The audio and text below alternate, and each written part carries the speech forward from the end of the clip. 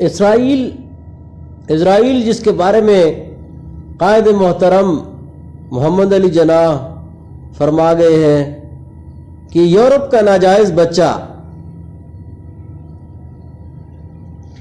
انگریز نے مسلم دشمنی کی انتہا کرتے ہوئے اپنے بغض و عناد کو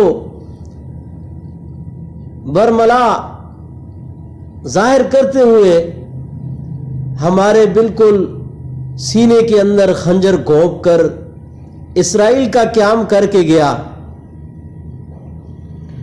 تو یہ انگریزوں اور ان کے ناجائز بچہ جو فلسطین کو تباہ کر کے اسرائیل کا قیام رکھا گیا، اسرائیل کو بنایا گیا، یہ مسلمانوں کے قلب میں، مسلمانوں کے دل میں خنجر گھونپنے کے مترادف ہے۔ ہمارے قبلہ اول اس کی گرد و نواح میں یہودیوں کو آباد کیا گیا، اور انتہائی چالاکی اور ہوشیاری سے یہودیوں کی آباد کاری شروع ہوئی۔ انہوں نے شروع میں زمینوں کو خریدنا شروع کیا، وہاں کے مسلمان زمین بیچتے رہے ان کو، اور یہ ان کو کہتے تھے کہ تم اپنی زمینوں میں بھلے رہو، بیٹھے رہو، بس ہمارے نام کرتے جاؤ، پیسے ہم سے لیتے جاؤ۔ اب انہوں نے سوچا کہ پیسے بھی دے رہے ہیں اور نکال بھی نہیں رہے ہیں، تو بیچنے میں کیا حرج ہے؟ مسلمان دھڑ دھڑ ان کو زمینیں بیچتے رہے فلسطین میں۔ تو وہاں کے لوگوں نے مفتیوں سے پتہ کیا، فتویٰ لیا اس بارے میں، تو مفتیوں نے فتویٰ دے دیا کہ جائز ہے بیچنا۔ یہی فتویٰ حضرت مفتی کفایت اللہ دہلوی کے ہاں بھی لایا گیا، مستفتی نے فتویٰ بھیجا۔ حضرت مفتی صاحب نے فرمایا یہ تو عام کتب میں لکھا ہے، ذمہ کے ہاتھ میں زمین کا بیچنا ٹھیک ہے، تو اس کے بارے میں استفتاء کیوں کیا جا رہا ہے، فتویٰ کیوں لیا جا رہا ہے؟ معلومات کرو۔ جب معلومات کی تو پتہ چلا کہ استفتاء، یہ فتویٰ لیا جا رہا ہے فلسطین کی زمین کے بارے میں، یہودیوں سے دھڑا دھڑ خرید رہے ہیں اور مسلمان اس سے بیچ رہے ہیں۔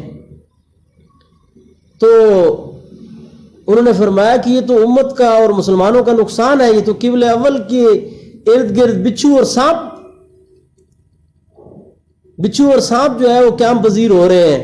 یہ کل کو امت مسلمہ کے لیے ایک فتنہ اور ایک فساد کا ذریعہ بنے گا، جو آج ہم دیکھ رہے ہیں کہ پوری دنیا کے اندر فتنہ اور فساد پھیلانے کی جڑ جو ہے وہ یہ یہود ہے، جو پیچھے بیٹھ کر تمام قوتوں کو اپنے ہاتھوں سے ہینڈل کر رہے ہیں اور پوری دنیا کو اپنی انگلیوں پہ نچا رہے ہیں۔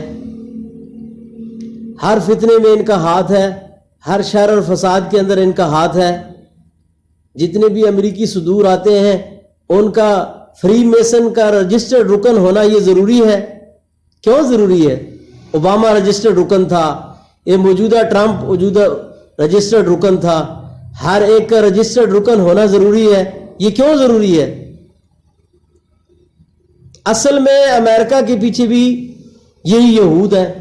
امریکی صدر ایک کٹھ پتلی ہوتا ہے، امریکی صدر ایک کٹھ پتلی کی منزلہ ہوتا ہے، ایک کٹھ پتلی جس کا اپنا کوئی اختیار نہیں ہے، ایک کھلونا، ایک کارٹون، ایک ریموٹ کنٹرول کارٹون ہوتا ہے جس کو پیچھے سے اسرائیل اور امریکہ چلا رہے ہوتے ہیں۔